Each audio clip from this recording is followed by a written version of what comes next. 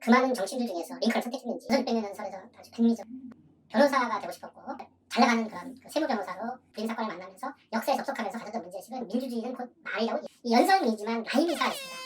자, 씁니까 것입니다 이렇게 라임을 반복함으로써 사람들한테 이 매력들을 형성해 나가는 것 그림이 그려지지 않습니까? 누군가의 마음을 움직이고 누군가의 행동을 갖고 싶다 그림이 그려진 언어 형상의 언어를 써야 될 겁니다.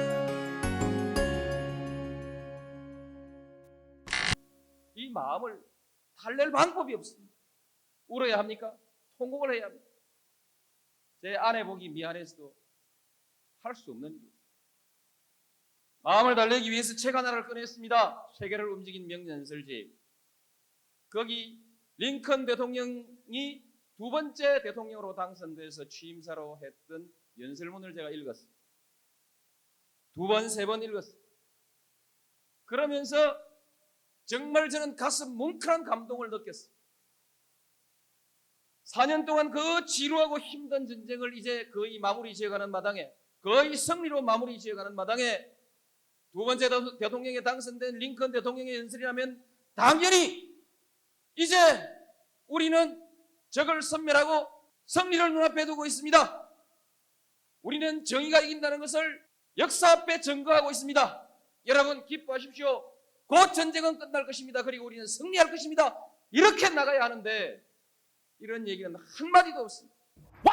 자, 드디어 이제 왜 링컨에 대한 책을 썼는지, 정치의 멘토 혹은 정치의 스승으로 삼았는지가 이제 나오기 시작하죠, 그죠? 그 링컨 대통령 연설이라면 당연히 이런 내용이 나와야 되지 않습니까? 이제 우리는 적을 섬멸하고 승리를 눈앞에 두고 있습니다. 우리는 정의가 이긴다는 것을 역사 앞에 증거하고 있습니다.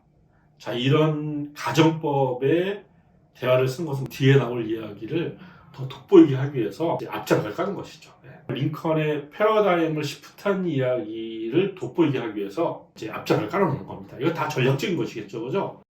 적도 없고 동지도 없고 승리도 없고 패배도 없고 정의도 없고 불의도 없는 연설문.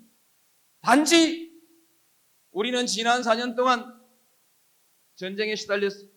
너무 오랫동안 남과 북이 함께 전쟁으로 고통받고 있습니다. 우리는 이 전쟁을 하루라도 빨리 끝내야 합니다.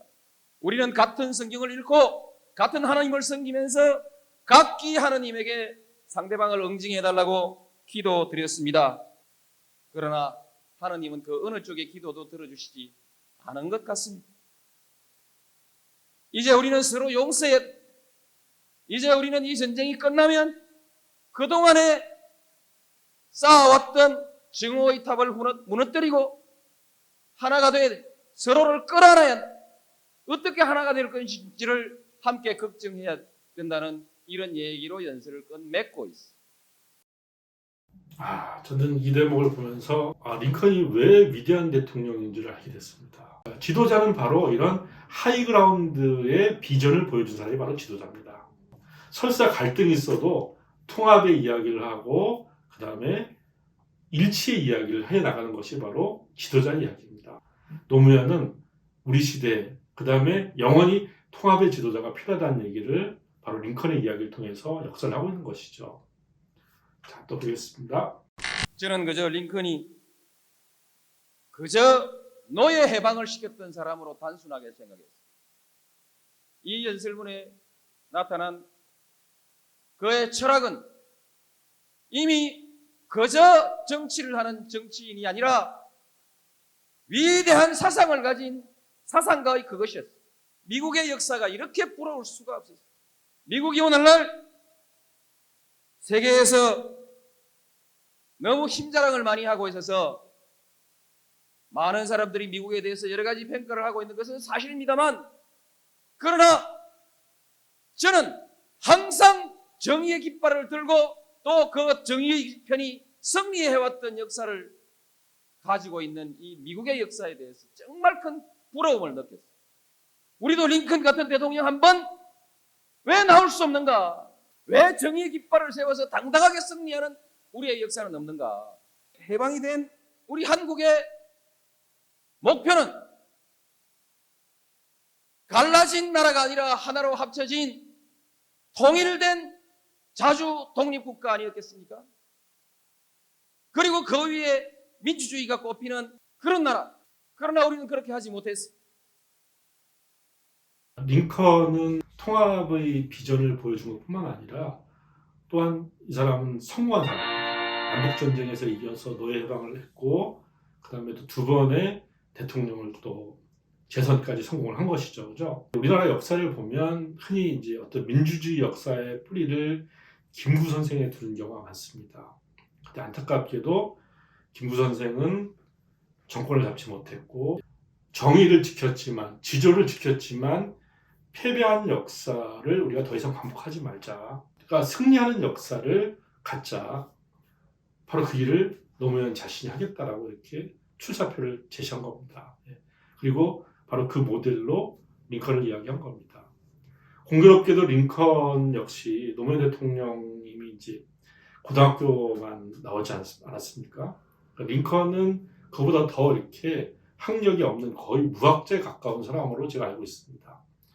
그 다음에 노무현 대통령님은 국회의원의 초선에 당선됐었고, 그 다음에 종로 보궐선거에 이렇게 반쪽짜리 국회의원으로 또 당선됐었죠. 그렇지만 많이 떨어졌지 않습니까? 패배 역사가 되게 많습니다.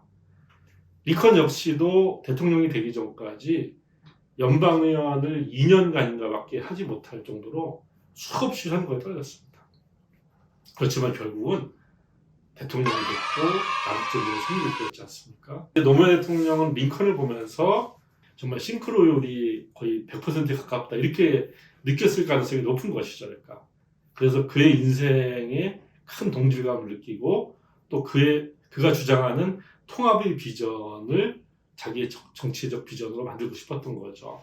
자, 다음 영상에서는 김대중 대통령으로 정권 교체가 됐음에도 불구하고 왜 이렇게 개혁이 흔들릴 수밖에 없었는지 바로 그 원인과 문제점들을 해결할 수 있는 방안에 대해서 노무현 대통령이 어떻게 역사를 하는지 바로 그 내용을 듣게 될 겁니다. 글쓰기를 자유롭게 문서의 신 구독, 좋아요, 알림 설정